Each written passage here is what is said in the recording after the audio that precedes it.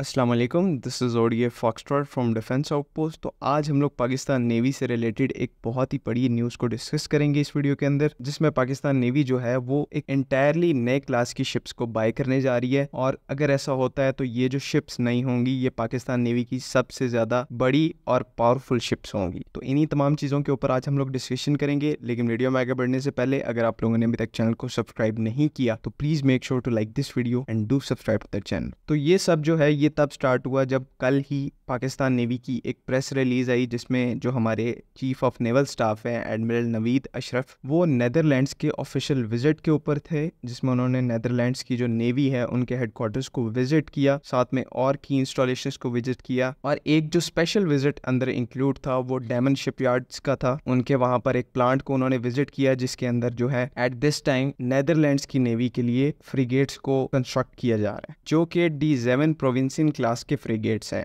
I am not sure कि मैं ये नाम करेक्ट ले रहा हूँ, लेकिन इस वीडियो में हम इन्हें DZP क्लास के फ्रिगेट्स के नाम से मुखातिब करेंगे। तो ये जो DZP क्लास के फ्रिगेट्स हैं ये उस टाइम पर डेमन शिपयार्ड के अंदर कंस्ट्रक्ट हो रहे थे, और उसी दौरान पाकिस्तान के नेवल चीफ ने उनका विजिट किया। उनको वहां पर प्रॉपर कंस्ट्रक्शन से रिलेटेड जो है वो ब्रीफिंग दी गई, मेंटेनेंस से रिलेटेड, मतलब कि पूरे सिस्टम से रिलेटेड उनको एक ब्रीफिंग दी गई। अब ये जो सारा विजिट है नेदरलैंड का, ये इस DZP क्लास के फ्रिगेट के इर्द गिर्द घूमता है, और हमें ये चीज सोचने पर मजबूर कर देता है कि शायद पाकिस्तान नेवी इस फ्रिगेट को अक्वायर करना चाह रही है। क्योंकि आप ऐसे ही नॉर्मली किसी बड़े शिपयार्ड का विजिट नहीं करते, और आपको स्पेशली जो है वो किसी फ्रिगेट के ऊपर इतनी बड़ी ब्रीफिंग नहीं दी जाती अनलेस कि आपने उस फ्रिगेट को, आप उसके अंदर इंटरेस्टेड हो, आपकी नेवी, और उसको बाय करना चाहती हो। तभी ये जो बड़े बड़े शिपयार्ड्स है वो इतनी बड़ी ब्रीफिंग को अरेंज करते हैं, ताकि जो कस्टमर है उसको इम्प्रेस किया जाए, उसको शोकेस किया जाए इसकी एबिलिटीज। तो DZP क्लास के फ्रिगेट्स के बारे में जो ब्रीफिंग दी गई डेमन शिपयार्ड की तरफ से, वो इसी वजह से दी गई कि शायद पाकिस्तान नेवी इस क्लास के फ्रिगेट्स के अंदर इंटरेस्टेड है और इनको बाय करना चाहती है। अब अगर इन DZP क्लास के फ्रिगेट्स की बात करें तो ये जो फ्रिगेट्स बेसिकली हैं ये एक proper full fledge air defence frigates हैं, मतलब कि ये प्रॉपरली ऑप्टिमाइज किए गए हैं एंटी एयरक्राफ्ट वॉरफेयर के लिए। और इसकी जो डिस्प्लेसमेंट है वो सरप्राइजिंगली 6000 टन की है। मतलब कि अगर पाकिस्तान नेवी इसको प्रोक्योर करती है तो ये पाकिस्तान नेवी के तुगरिल क्लास के फ्रिगेट्स, जो इस टाइम पर हमारे सबसे ज्यादा पावरफुल फ्रिगेट्स हैं, उनसे भी ज्यादा डिस्प्लेसमेंट की हामिल होगी, मतलब कि उनसे भी ज्यादा बड़ी शिप होगी। इस फ्रिगेट के ऊपर तकरीबन 40 के करीब वर्टिकल लॉन्च सेल्स दिए गए हैं, जिनमें American SM-2 surface to air missiles आ सकते हैं, या फिर ऑप्शन के तौर पर सी स्पैरो मिसाइल्स को भी लगाया जा सकता है। अब जहां पर ये शिप जो है अपनी बाकी क्लास की शिप से काफी ज्यादा मुख्तलिफ है, वो इसके सेंसर्स और प्रोसेसिंग सिस्टम्स हैं, और सिर्फ एंटी एयरक्राफ्ट थ्रेट्स को एनालाइज और डिटेक्ट करने के लिए इसके ऊपर 4 से ज्यादा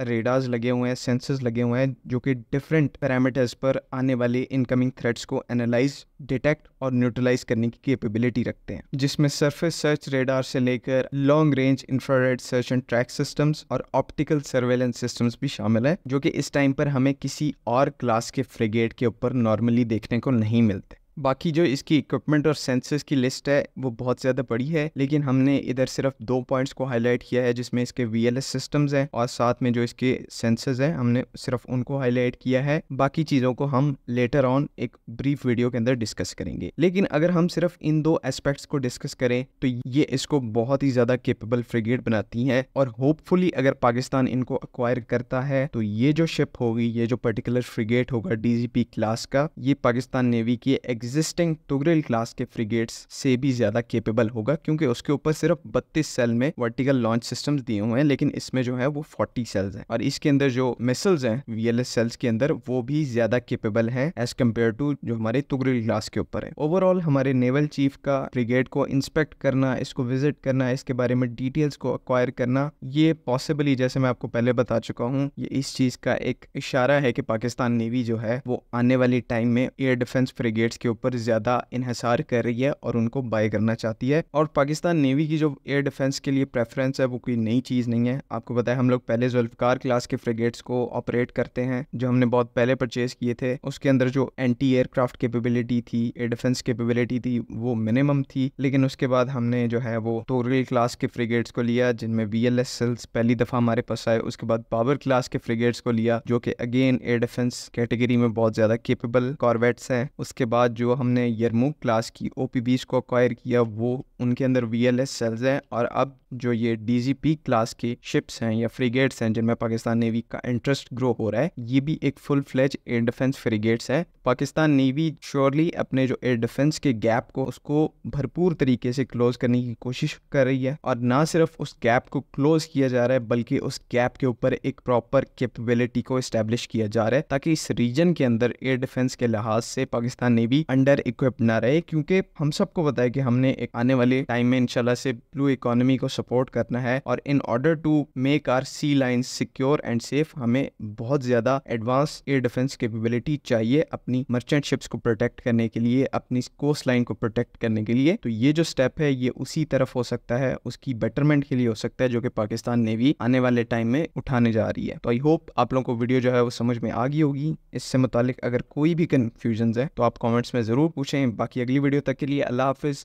पाकिस्तान जिंदाबाद।